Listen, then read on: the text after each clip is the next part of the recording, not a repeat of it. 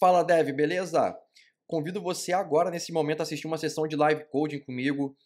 Vou mostrar aqui na prática, mão na massa, a aplicação de alguns design patterns aplicados juntamente com princípios do Solid.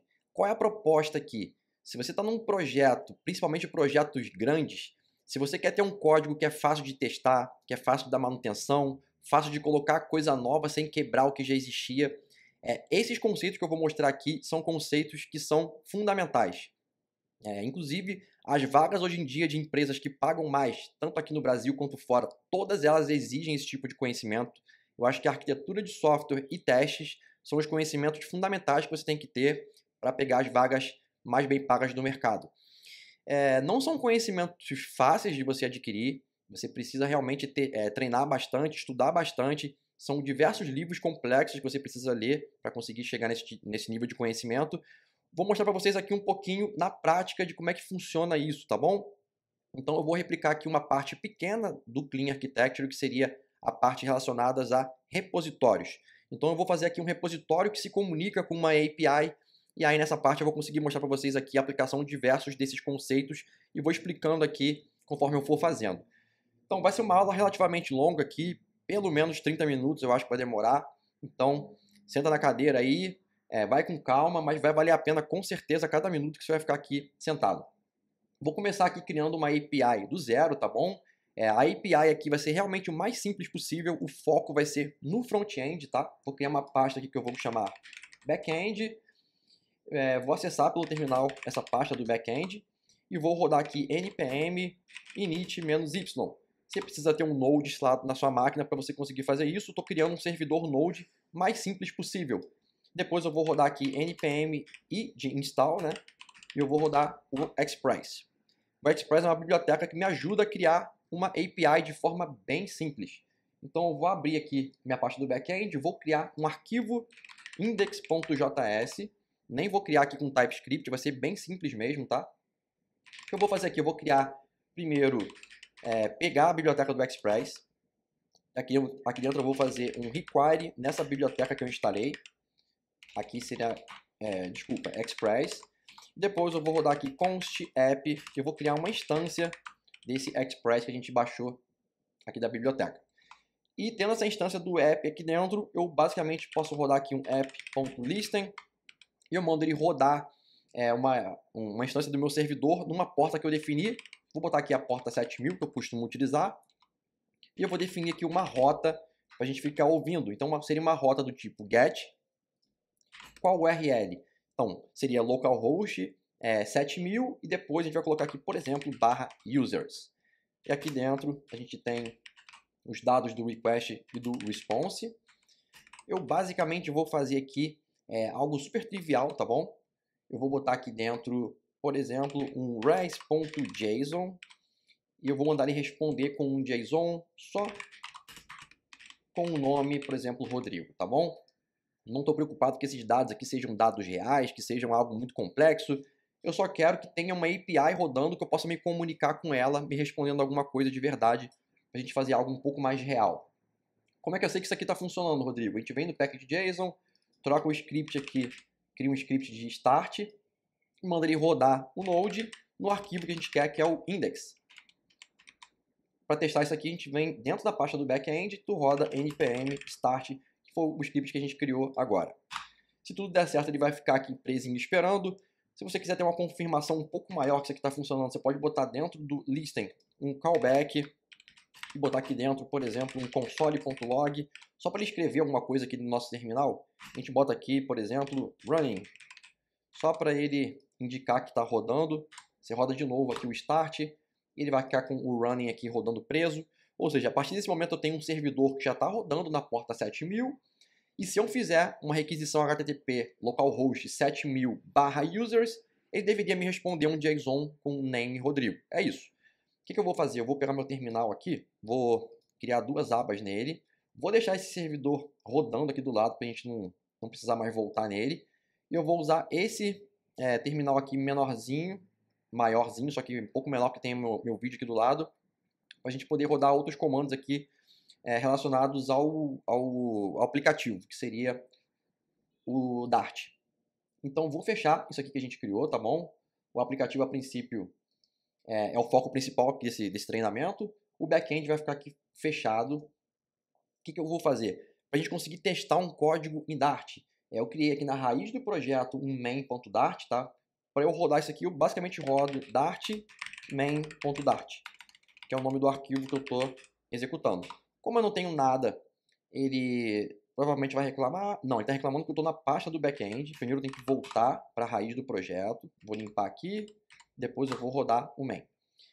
Bem, ele vai reclamar agora aqui porque para o Dart rodar a gente precisa ter pelo menos uma função main dentro dele. E aqui dentro a gente usaria um print. Eu vou botar aqui um oi, só para ver se está funcionando. Vou rodar de novo aqui o Dart. E ele agora mostrou o oi. Ok, o Dart também já está funcionando. Podemos começar a escrever o nosso código. Vou manter o main aqui porque seria o lugar onde eu quero executar o meu código do Dart para ver se está funcionando tudo isso que eu vou testar aqui dentro. Então vamos lá, vamos começar aqui criando o que eu falei que eu vou fazer. Vou criar um repositório. Deixa eu minimizar isso aqui embaixo. Quando a gente precisar, a gente abre de novo, só para ter espaço de tela maior. Vamos começar criando uma classe aqui que vai ser o nosso repositório. Então vamos lá, repositório é uma parte da infraestrutura, é uma classe onde você basicamente quer se comunicar com algum tipo de data source. Então data source pode ser uma API, que é o nosso caso aqui que a gente quer se comunicar, pode ser um banco de dados, um banco de cache. Então, no nosso caso aqui, vamos criar um User API Repository. Eu gosto sempre de ser bem específico nos meus nomes. Ele é um repositório de usuário que vai trazer dados de uma API. Podia existir um User Cache Repository também. Aqui dentro eu vou criar um método assíncrono. Por enquanto eu vou deixar sem retorno nenhum. Depois a gente vê se a gente precisa retornar alguma coisa. E vamos botar um método load current user. Seria um método que eu quero pegar os dados do próprio usuário. Eu nem preciso passar parâmetro nenhum. E eu basicamente o que eu faria aqui para obter esses dados? Eu acessaria essa minha API na rota /users. Teoricamente eu deveria estar logado naquela API, com certeza, para me identificar quem sou eu. Ele traria os meus dados. No nosso exemplo aqui, basta ele acessar uma rota que entregue dados. Eu só quero que ele funcione mesmo a comunicação. Bem, feito isso aqui, qual seria a próxima etapa que muita gente faria quando você tem um repositório ou um service da vida que você vai se comunicar com dados? Eu pegaria alguma biblioteca que faz request. Aqui no Dart existe duas mais famosas, tem o HTTP e o DIL. São as mais conhecidas que eu conheço, pelo menos, mais populares no Pub Dart.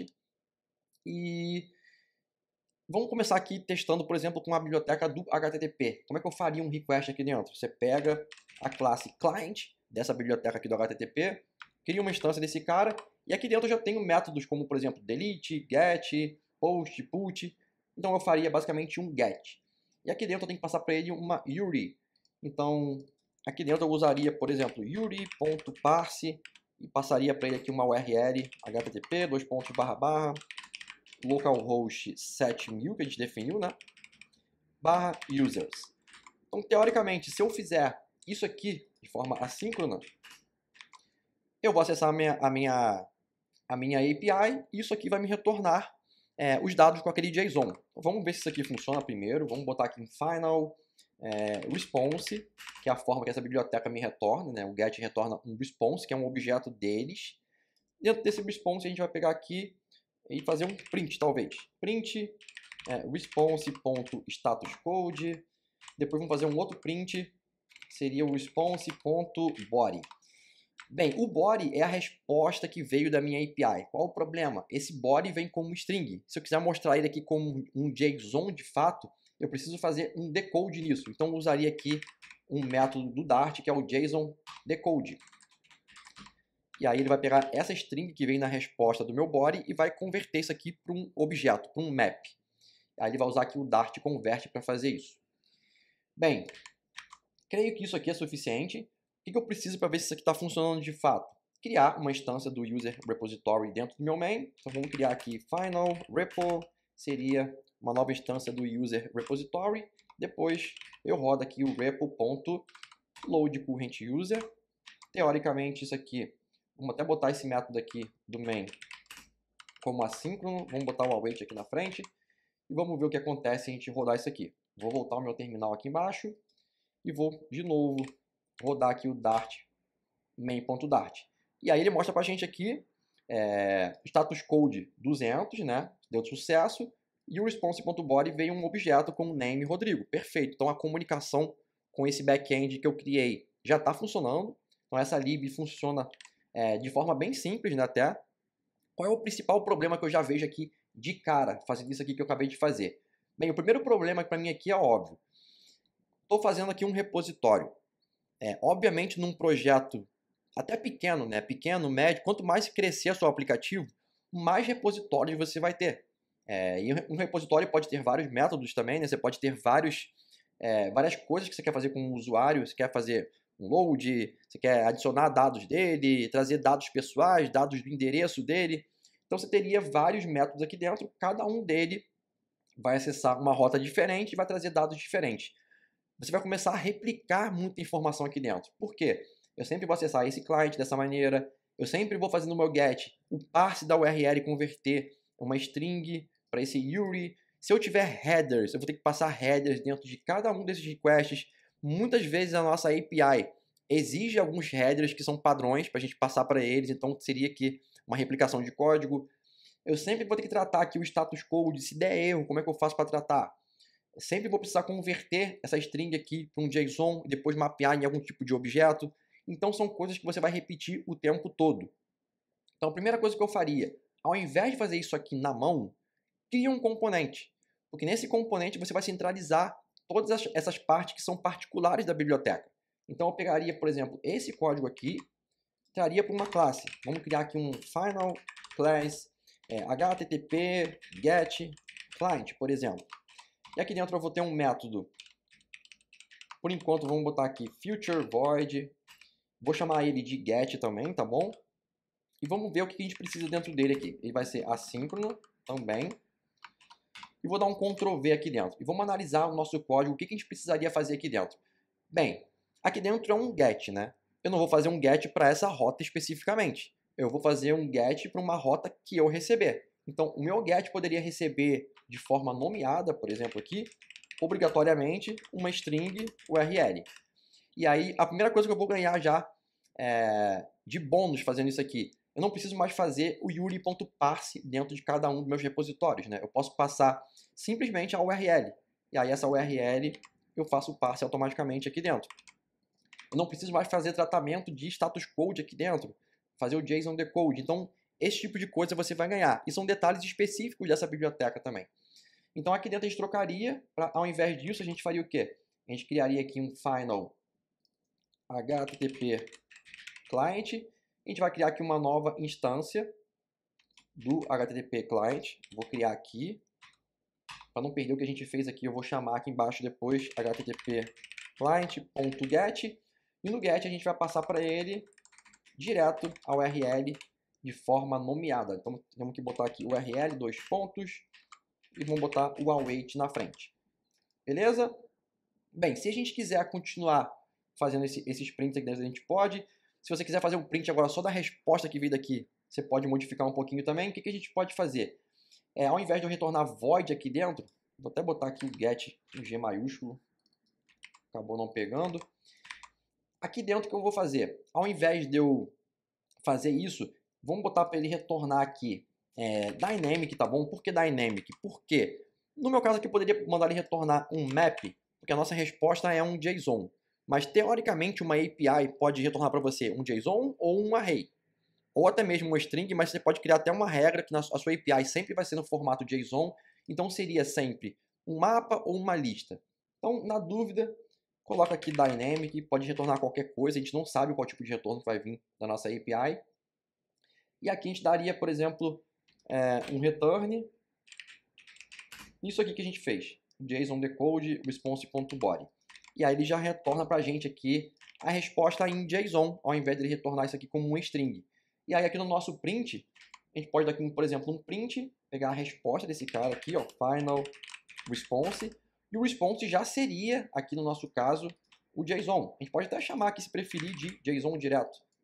Já é o nosso objeto direto. E aí o nosso código fica bem mais simples. Vamos executar de novo, eu vou limpar. E vai continuar funcionando, ele continua retornando para a gente aqui respondendo como objeto. e a forma de usar aqui ficou bem mais simples. Então, começou a evolução do nosso código. Já estamos reutilizando coisas aqui dentro do componente.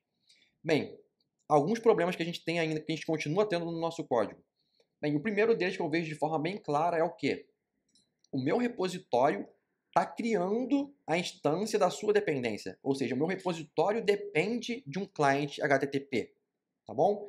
Eu criar a instância dele aqui dentro é uma coisa muito ruim. Primeiro, para testar fica impossível. E segundo, eu estou com mais de uma responsabilidade aqui dentro. Criar instância é uma responsabilidade. Eu estou ferindo aqui o Single Responsibility Principle do Solid. Eu estou fazendo mais de uma coisa. Eu sei criar um client e, além disso, eu estou executando ele e pegando a resposta. E provavelmente eu faria mais outras coisas aqui dentro ainda. O nosso exemplo aqui é um exemplo bem simples. Ele vai só fazer algo bem trivial. Então, como é que a gente resolveria esse problema da criação da instância? A gente resolve isso aqui usando o Dependency Injection. A gente vai injetar isso aqui no construtor. Então, eu pegaria, por exemplo, esse client, botaria como uma variável da minha classe, HTTP client, e no construtor do repository, então vamos criar aqui um construtor, user API repository, vai receber aqui de forma obrigatória, vou botar aqui, ó, required this.http client. Ele já sabe aqui em cima qual é o tipo dele, então toda vez que eu criar agora uma instância desse cara, ele vai me pedir que eu forneça um client para ele. E aqui embaixo, ao invés de eu criar a instância do meu client, eu vou utilizar o client que eu já recebi como dependência. Isso aqui a gente resolve o problema da criação da própria dependência. O que vai mudar aqui? Na hora de eu criar meu repositório, eu preciso agora fornecer para ele um HTTP client. Ou seja, para eu criar esse cara, eu preciso antes criar um HTTP client. E a gente vai criar aqui uma instância do HTTP get client. E eu vou injetar esse cara aqui dentro. Agora sim, eu recebi aquela instância como parâmetro e estou só executando ela. Vamos lá, mais uma vez eu vou abrir o terminal, vou executar o código, vamos ver se continua funcionando. Continua. Beleza, mais uma evolução no nosso código. Qual é o problema que eu continuo tendo aqui no meu código? Meu repositório está recebendo como dependência um HTTP client. Beleza. Qual o problema? Esse client que eu estou usando aqui dentro é um client que usa uma biblioteca de terceiros. Ou seja, esse cara aqui que eu criei, ele depende do package HTTP. Se eu começar a fazer isso aqui em todos os meus repositórios vão ficar diretamente acoplados à biblioteca do HTTP. Se eu quisesse amanhã trocar pela biblioteca do DIL, eu teria que pegar cada repositório meu aqui e trocar e apontar para um outro tipo de client que usa o DIL. Então, como é que a gente resolve esse problema? Inversão de dependência do Solid, Dependency Inversion Principle. Você precisa inverter a ordem das dependências.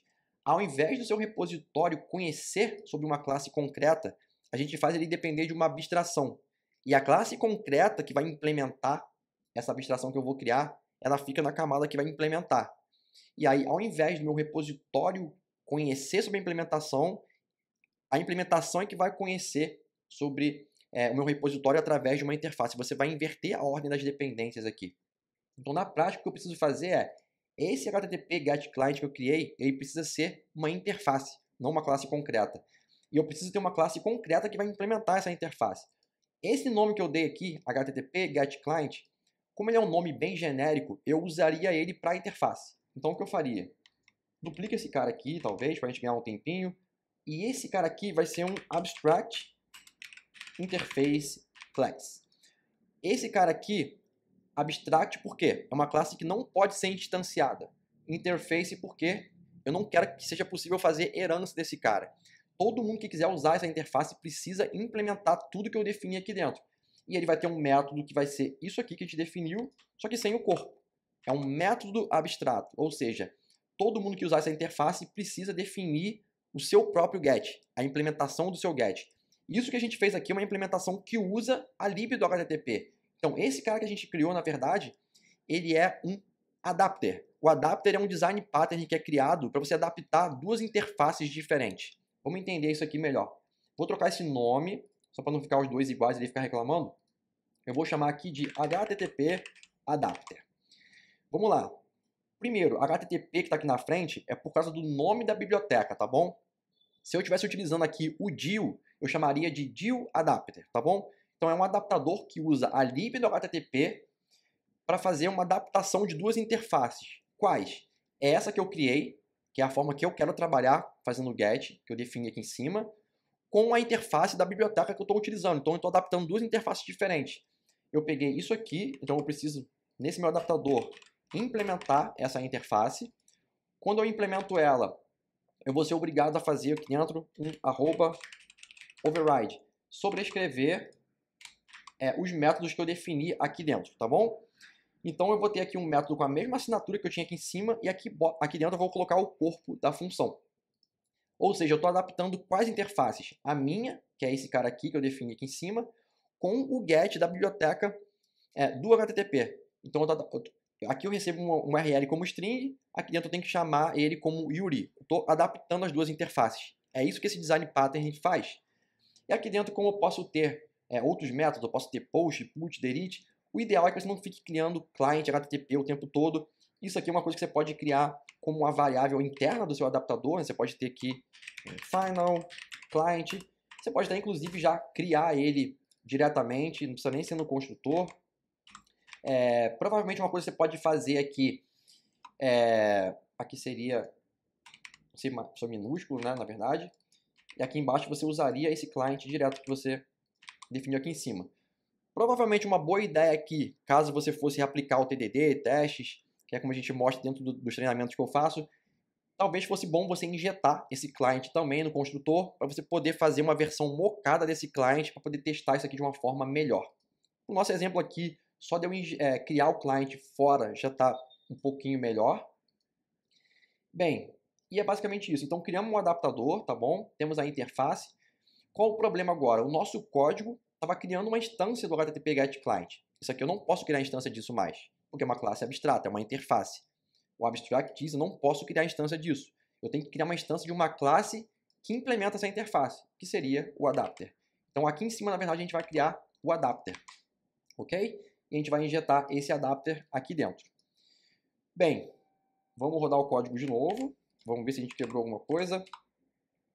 Então a gente já conseguiu aplicar aqui algumas coisinhas legais, né? Continua funcionando. Já aplicamos aqui Dependency Injection, já aplicamos a inversão de dependência do Solid ao criar essa interface aqui e criar a classe completa implementando ela. O que eu ganho aqui de utilidade de cara?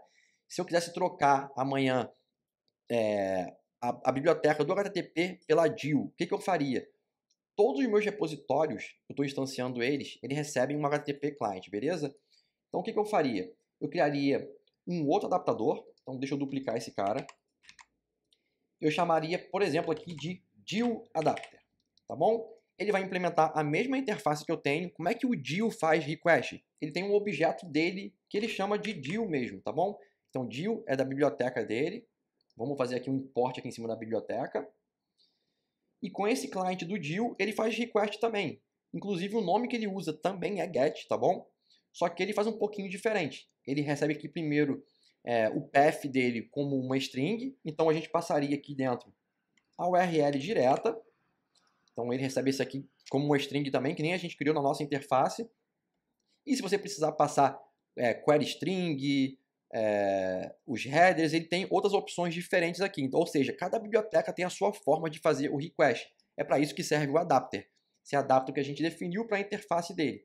E o que muda? A resposta desse cara, o response dele, ele já vem como um JSON direto. Eu não preciso fazer JSON decode nesse cara. Então aqui, se eu pegar direto, return response, dentro do response eu tenho o data. E o data já está convertido para o objeto diretamente. Poderia retornar isso aqui direto. Vamos tentar. Se eu trocar aqui agora o meu user repository, ao invés de eu criar o HTTP adapter, criar o DIL adapter, e eu injetar esse mesmo cara aqui dentro, vamos rodar o código para ver se funciona com o DIL também. Continua funcionando. Ou seja, eu troquei de biblioteca de forma muito simples. Criei um adaptador novo, não precisei mexer em nenhum repositório meu que existia e continua funcionando.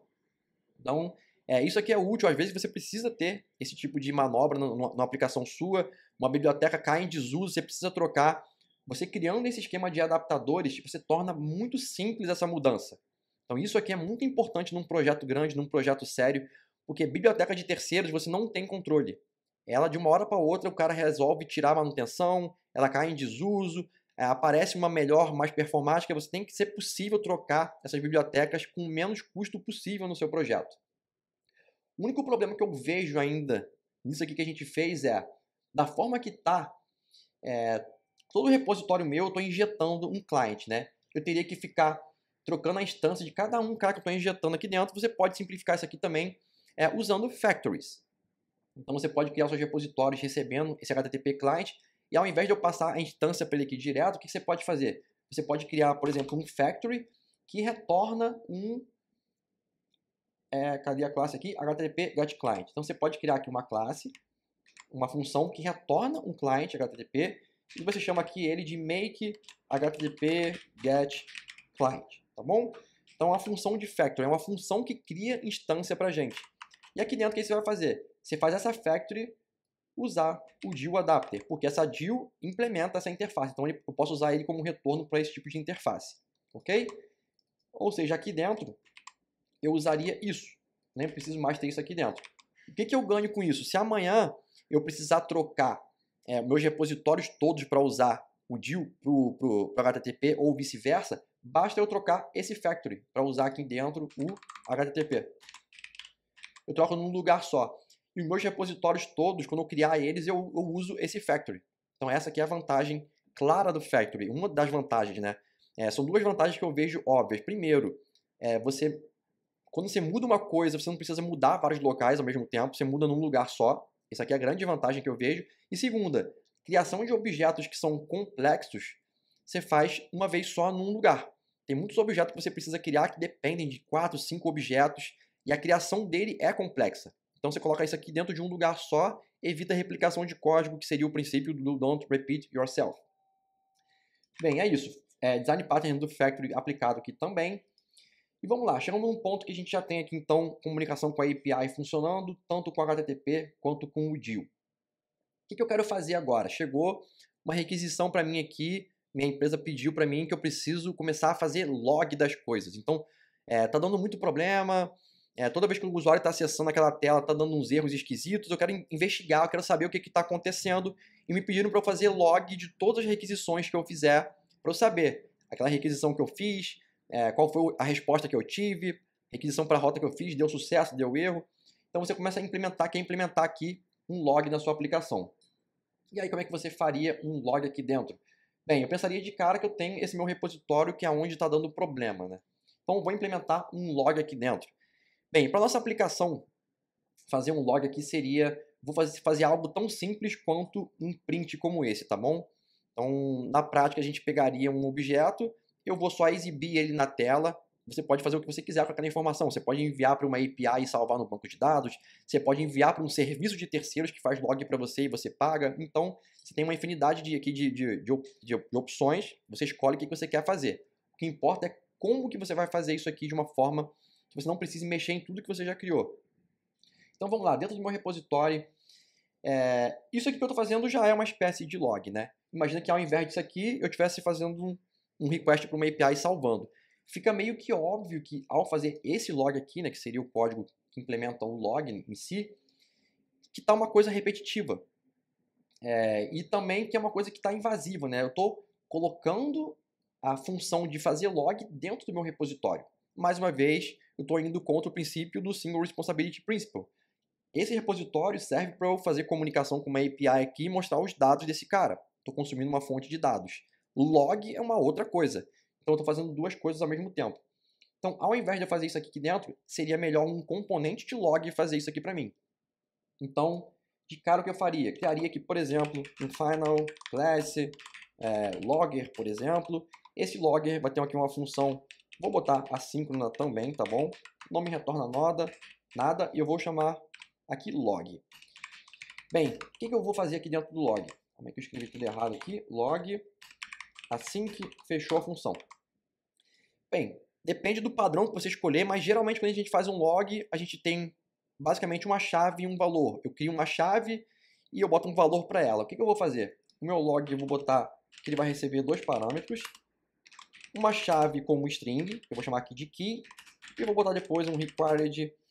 Bem, você pode botar aqui a resposta como dynamic, você pode definir que isso aqui vai ser um JSON, eu acho que um JSON atende bem aqui.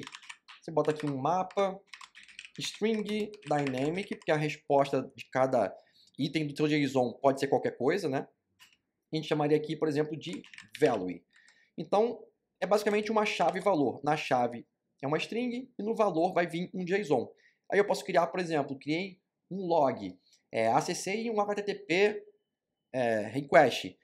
E aí dentro do HTTP request eu posso salvar um objeto. Ó, a URL foi tal, a resposta foi tal, o status code foi tal. Você pode salvar o que você quiser. Os headers que eu mandei foram esses, query string foi aquilo. Você pode começar a investigar, identifica quais foram as rotas que deram erro, e dentro do log você vai ver, opa, tá dando erro por causa disso, por causa daquilo. Fica mais fácil você descobrir o erro tendo o log. Então seria algo nesse nível, tá bom? Pra gente aqui, por enquanto, vamos só colocar aqui um print, tá bom? No print eu vou colocar aqui que a gente tem aqui e vou botar um print depois do value. Por enquanto, só isso. E aqui dentro, ao invés de eu fazer um print nisso aqui, o que eu vou fazer? Eu vou pegar aqui e vou criar um logger.log e vou passar para ele o quê? Quem é a minha key? A minha key eu vou botar aqui, por exemplo, HTTP request. E o meu value? O meu value vou botar um JSON, que já é a resposta do meu HTTP client, ele já vem como JSON, eu passo ele para cá. Faço o meu log aqui, vou limpar aqui de novo, vamos executar o código, vamos ver se a gente quebrou alguma coisa. Ele continua fazendo log para a gente, então, para a gente ele está só fazendo um console.log aqui, né, um print. Isso aqui poderia ser qualquer coisa aqui dentro, você poderia estar enviando isso aqui para algum lugar. Bem, vamos lá. Mais uma vez, voltamos para o problema inicial que a gente tinha feito antigamente no repositório. Estamos criando a instância do logger aqui dentro. Mesmo problema de antes, não dá para testar, eu não posso saber criar as minhas instâncias aqui dentro. O que a gente vai fazer? Vamos injetar isso aqui também. Mesmo que a gente fez com o client, a gente vai fazer com o logger. Então a gente vai depender de um logger, tá bom? Vamos receber esse logger como parâmetro. E aqui dentro, ao invés de eu criar o logger, eu vou utilizar o logger que eu recebi como dependência. E aqui na parte da construção do objeto, eu vou fazer aqui um final logger e a gente vai criar aqui uma instância do logger. E vamos injetar esse logger como dependência do repositório. Ok? Mesma coisa que a gente fez com o processo do HTTP client, a gente vai fazer com o logger. Bem, continuamos com o mesmo problema que a gente tinha também no HTTP. O logger também é uma classe que implementa o log. Isso aqui poderia ser uma implementação que usa uma biblioteca de terceiros para fazer log, por exemplo. Eu não quero acoplar meus repositórios a uma biblioteca que faz log de uma forma bem específica. Eu quero que isso aqui seja genérico. Então, assim como a gente fez com o HTTP, o que a gente vai fazer? O logger também pode ser uma interface. E eu posso ter diferentes formas de eu fazer a implementação do meu log. Então eu vou duplicar esse logger. Esse logger aqui principal vai ser também um abstract interface class. E esse log aqui vai ser só uma assinatura. E a implementação do nosso log mesmo, final class, a gente vai botar aqui no nosso caso vai ser um console logger, por exemplo, né, que é uma forma de eu fazer log no meu console apenas. Eu não estou salvando isso aqui em lugar nenhum. E ele vai implementar o logger. Mais uma vez, nosso método aqui, a gente coloca o arroba override. E aqui dentro, sim, a gente está fazendo a implementação desse log usando o print que seria o console para o Dart, ok? Então, a nossa classe está dependendo agora de uma interface, perfeito. Na hora de construir, não posso mais criar o logger. Eu tenho que criar aqui quem? O console logger. E agora sim, voltou a funcionar. Bem, agora sim, em termos de arquitetura, isso aqui ficou ok. Mas, mais uma vez, tem um outro problema. Qual é o problema? Isso que eu fiz agora, de botar dentro do meu repositório o logger, me trouxe um problema que, se você analisar, não é um problemão, mas que é sim um problema. Por quê? Eu vou ter diversos repositórios. Eu vou querer fazer log de todos eles. Ou seja, todos os meus repositórios a partir de agora vão ter que ter um logger dependendo deles. Isso aqui é um conceito que existe na programação, na arquitetura de software, que a gente chama de cross-cutting concern, que são coisas que meio que atravessam a sua aplicação inteira. Você precisa colocar ela em vários locais diferentes, porque todo mundo usa aquilo. Isso aqui é um problema de acoplamento que você vai ter. Todo mundo precisa desse logger. Então, existe uma forma melhor de você fazer isso aqui em arquitetura de software, ao invés de você colocar ele como uma dependência. Primeiro, isso aqui que a gente fez fere o Open Closed Principle do Solid, tá bom? Esse princípio do Solid diz o quê? Quando você tem uma classe, né, um produto seu, ele deve ser aberto para você criar coisas novas sem modificar as coisas que você já existiam. E isso aqui é um repositório que já estava pronto, já estava funcionando. A gente modificou ele por quê? Porque me pediram uma função nova. É diferente de se eu tenho, por exemplo, esse meu repositório e eu precisei modificar essa rota minha e ela precisa agora trazer outro tipo de dado e isso vai influenciar diretamente no meu repositório porque ele conversa com aquela rota, tá bom? É diferente. Eu precisei modificar porque teve uma mudança mesmo, senão vai me gerar um bug. Isso que eu fiz eu adicionei uma funcionalidade nova que não tem a ver com esse repositório em si, tem a ver com a minha aplicação, eu preciso fazer log. Então isso aqui não é a melhor forma de eu fazer isso aqui. Então eu vou tirar esse logger daqui, tá bom? E daqui também, por enquanto a gente não vai botar nada aqui dentro. Qual seria a forma correta de eu fazer isso aqui? Seria aplicando o design pattern do decorator. O que é o decorator? O decorator basicamente é uma classe, tá bom? Que tem a mesma assinatura da classe que você quer decorar. Então o que é isso? Quem é o cara que eu estou preocupado em monitorar aqui no meu caso? Não é o meu repositório que eu quero monitorar. Quem eu quero monitorar de fato mesmo aqui é o client HTTP. Esse HTTP adapter, que é o cara que eu estou utilizando. Eu estou usando aqui, deixa eu ver, o HTTP, não é o DIL, né? Ok. Ou seja, esse cara aqui, sempre que eu fizer um request, eu quero monitorar o request. Não é só daquele repositório, eu quero fazer para qualquer um. Então a gente subiu o nível para cá. Ao invés de eu monitorar os repositórios, eu vou monitorar o HTTP client. Então, a primeira coisa que eu faria aqui, antes de pensar em decorator, seria traz para cá o meu log. Colocaria aqui, por exemplo, o final logger aqui dentro. E na construção do HTTP adapter, eu injetaria aqui de forma obrigatória required this.logger, ok? E com esse logger aqui dentro agora, eu posso pegar e antes de eu responder, eu posso chegar aqui e fazer await logger.log e aqui eu vou botar a mesma coisa que eu tinha feito antes lá. Na key, eu vou botar aqui HTTP request e no value aqui seria essa resposta que está aqui dentro, né, o decode. Então, vamos botar isso aqui dentro de uma variável antes. Vou botar aqui em final, JSON, seria isso aqui. A gente faz o JSON aqui na resposta do value. E depois a gente retorna o JSON no final. Seria algo assim. Ou seja, eu consegui agora fazer log em qualquer request meu. Isso aqui deve funcionar também, tá bom? Vamos lá. O que mudaria aqui só é que na criação do meu cliente agora a gente precisa também criar o logger. Então eu criaria esse cara aqui dentro direto. Vou botar aqui o nome da variável que é o logger. Ok. E a gente não precisa mais injetar isso aqui dentro dos nossos repositórios. A gente injeta só dentro do HTTP. Vamos rodar isso aqui de novo.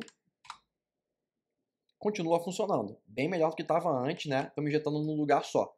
Qual é o próximo problema que a gente introduziu aqui? Se eu trocar de novo agora o HTTP adapter pelo DIL adapter, o DIL não está utilizando o logger. Ou seja, se eu precisar trocar de biblioteca, eu perdi o meu log de tudo que eu estava fazendo. E aí, para eu resolver isso aqui, o que eu teria que fazer? Replicar código. Don't repeat yourself. A mesma coisa que eu fiz para o HTTP adapter, que é injetar o logger aqui dentro, eu deveria replicar dentro do DIL adapter. Isso aqui também não é uma coisa boa de você fazer. E outra coisa, duas responsabilidades diferentes. Eu não quero fazer log aqui dentro. Eu quero que isso aqui seja responsabilidade de um outro componente. Então, vamos tirar daqui o logger mais uma vez. Botei só para exemplificar por que é ruim, tá? Vamos deixar assim mesmo por enquanto, ou não. Vamos botar aqui o retorno direto como estava. Apagar isso daqui. Já vimos que isso aqui vai me trazer problemas. Então, deixa eu ver o que eu mudei aqui. Temos que tirar... Tá, vamos voltar aqui para o HTTP adapter como estava antes. Perdemos o log de novo, mas já temos o componente criado, né? Qual seria a melhor forma de você fazer isso aqui? Não interessa qual é o client HTTP meu que eu estou usando, se é o DIL, se é a biblioteca do HTTP. Eu quero fazer log, quero que seja possível fazer log em qualquer uma delas, se eu quiser, tá bom? Então eu quero poder fazer isso aqui como se fosse um plug and play. Eu quero poder plugar a log na hora que eu quiser e tirar se eu quiser também de forma bem simples. Como é que a gente faz? Design pattern do decorator. Eu vou criar uma classe que também é um HTTP client, tá bom? Assim como o adapter do HTTP e do DIL, ambos aqui são um HTTP GET client, porque eles implementam essa interface. A gente vai criar aqui uma próxima classe, tá bom? Vou criar antes dela. E eu vou chamar ela aqui de quê? HTTP GET client. Vou botar aqui, ó, log decorator. Então, ele é um client HTTP que faz log e ele é um decorator. Se você quiser, você pode até omitir o nome aqui decorator. Eu gosto de colocar, mas você não precisa colocar. Eu acho que o HTTP GET client logger seria um ótimo nome também, tá bom? E o que ele vai fazer aqui dentro, basicamente? Esse cara, sim, vai ter uma dependência, que ele é o logger, tá bom? E o que eu quero fazer, basicamente, dentro desse cara? Ele vai ter uma função com a mesma assinatura que ele tinha. O que o decorator faz? Eu decoro uma instância de uma classe. Então, presta bem nesse nome que eu falei, instância, tá bom? O decorator, você decora um objeto, uma classe que já foi instanciada. Então, quando eu crio um adapter, o objeto dele tem esse método que eu executo, que é o get, tá bom? Eu quero pegar isso que eu fiz aqui, eu quero manter o que eu tinha feito e adicionar um comportamento, certo? Então, o que o decorator faz? Você vai receber aqui dentro um cara do mesmo tipo que eu sou, né? Que é o HTTP GET Client. Então, eu vou receber aqui um HTTP GET Client. O nome que a gente costuma dar como padrão aqui, como convenção, é decorati. Decorati. Que seria o objeto que eu estou decorando. No construtor aqui da minha classe, que é o HTTP GET Client Decorator, alguém precisa fornecer para a gente duas coisas. Required this.logger. E precisamos receber também aqui o decorati. Eu preciso receber essas duas coisas. E o que eu vou fazer aqui no meu get? A primeira premissa aqui do decorator é: não quebra o que já existia. Meu software tem que continuar funcionando que nem ele funcionava. Ou seja, se eu chegar aqui dentro e mandar simplesmente um return decorati.get, lembrando, né? O decorati é um cara idêntico a mim, né? Mesma interface. Então eu vou simplesmente chamar o get que eu chamava aqui com a mesma URL. Ou seja, ao fazer isso aqui, eu estou simplesmente não fazendo nada, né? Eu peguei o meu decorati e estou executando o get dele com a mesma coisa que eu recebi. Eu só repassei uma chamada. Não quebrei o funcionamento, continua funcionando. Mas isso aqui se tornou algo inútil. Isso aqui, inclusive, é um anti-pattern, que a gente chama de middleman, que é uma coisa que você deve evitar no seu código, que é quando uma classe não faz nada além de chamar outra. Então, quando uma classe entra só para chamar outra, ela não precisava existir. Mais fácil você chamar a outra direto, certo? Só que aqui eu não quero só chamar a outra. Eu quero intervir e fazer aqui algo a mais, que é o quê? O log. Então, o que eu quero fazer? Eu quero pegar o retorno que vinha aqui desse meu get. Então, eu vou fazer aqui, final response, recebe await nesse get aqui, tá bom? Eu vou usar o meu logger, logger.log. Eu vou fazer aqui, eu estou fazendo um log de quem? HTTP request. E quem é o value? É o meu response. E o que mais eu quero fazer aqui dentro? Depois eu quero dar um return no response. E se eu quiser fazer mais log aqui dentro, eu posso fazer. Eu estou fazendo um log aqui só da resposta. Eu poderia estar fazendo aqui algo mais que me interessasse também. Posso fazer, por exemplo, aqui a URL também, se for de repente interessante. Vamos fazer mais um log, já que a gente está aqui dentro. O próximo aqui vai ser melhor. Vamos fazer aqui dentro, além disso aqui que a gente colocou do response, vamos botar o value como um objeto, tá bom? Dentro dele vai ter a propriedade URL, que vai ser a URL que eu chamei, e depois ele vai ter um response, que vai ser esse response que está aqui em cima. Eu posso fazer o que eu quiser aqui dentro, né? Eu vou logar o que eu quiser de informação. E é isso. Criamos aqui agora o decorator por um cliente HTTP. E aí como é que eu uso esse cara? Como ele tem o mesmo tipo dos adapters que eu criei aqui embaixo, eu posso utilizar ele como se fosse também um HTTP client, certo? Então, na hora de eu criar aqui o meu HTTP client, ao invés de eu usar um adapter, eu vou usar ele. Eu vou usar aqui o HTTP GET Client Decorator. E ele precisa receber como dependências um logger, que a gente vai criar aqui quem? O console logger. E o decorati. E quem vai ser o decorati? Eu vou escolher quem eu quero usar para decorar, para ser o meu, como o cliente HTTP no meu projeto real. a gente pode usar aqui tanto o DIL quanto o HTTP. Vamos voltar para o DIL Adapter. Então olha que legal. O meu repositório está usando o Factory. O meu Factory só mudou o quê? Eu estou agora usando o Decorator. O Decorator vai pegar o DIL Adapter, que já faz o request dele, e adicionou um log. Ou seja, eu adicionei comportamento, né? Adicionei funcionalidade na minha aplicação sem mexer no que já existia. Isso é a aplicação na prática do Open Closed Principle, tá bom? E mais, isso que a gente tem feito aqui, né? De a gente pegar aí, o meu Decorator, por exemplo, depende de um HTTP client ou de um logger. O que é isso na prática que eu estou fazendo de botar aqui uma interface? Isso aqui é o princípio, não, o padrão de projeto do Strategy. Porque ele abre imagem que eu tenha estratégias, que é o que eu estou fazendo aqui basicamente, né? Quando eu estou criando o meu Decorator, eu tenho uma estratégia aqui. Eu posso usar o DIL Adapter ou posso trocar isso aqui para o HTTP Adapter.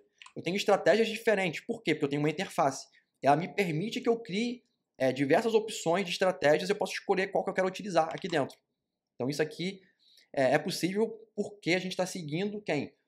Um outro projeto aqui, um outro padrão do Solid, que é o princípio do Liskov, que diz o quê? Quando você usa aqui, né, programação orientada a interfaces, eu posso trocar a implementação desse meu Decorati por qualquer classe que use essa interface sem quebrar o funcionamento, que é exatamente o que a gente está fazendo aqui ao trocar o HTTP pelo DIL. Certo, pessoal? Então aqui, ó, muitos conceitos avançados aqui aplicados juntos, né? A aplicação de Design Patterns conversa muito com o princípio do Solid quando você sabe o que você está fazendo, quando você entende de arquitetura de software. Então isso aqui é um pouquinho do que eu mostro dentro dos meus treinamentos avançados. O meu novo curso de Flutter, eu mostro isso aqui bastante. E como eu disse para vocês aqui no decorrer dessa aula, apesar do curso ser um curso de Flutter e de Dart, esses conhecimentos são conhecimentos universais, tá bom? Eu só escolhi uma plataforma, né, um framework para aplicar aquilo ali, mas isso aqui vale para qualquer lugar. Se você dominar isso aqui que eu estou fazendo, arquitetura limpa, TDD, Solid, Design Patterns, isso aqui, cara, o teu código vai dar um salto de qualidade imenso, você não faz ideia de como vai melhorar. Beleza, pessoal? Então é isso aqui que eu trouxe para vocês hoje. Queria mostrar isso aqui tudo conversando, mostrar aqui como é que a gente faz para adicionar funcionalidade sem mexer no que já existe através do Decorator. Bastante coisa aqui relacionado à inversão de dependência, princípios do Solid na prática. Espero que tenha ficado clara a explicação. Obviamente que é uma aula rápida, né? Não dá para eu aprofundar muito em cada um dos temas, tá? Tentei fazer uma aula aqui de no máximo 1 hora, nem sei quanto tempo está demorando esse vídeo, mas que tenha sido proveitoso para vocês, que vocês tenham aprendido alguma coisa de útil. Se você gostou aí, deixa o like, ajuda também a divulgar o meu canal aqui, ajuda a expandir esse conteúdo, mostre para seus amigos esse vídeo, tá bom? Vai ajudar bastante no meu trabalho. Então vejo vocês na próxima. Fui!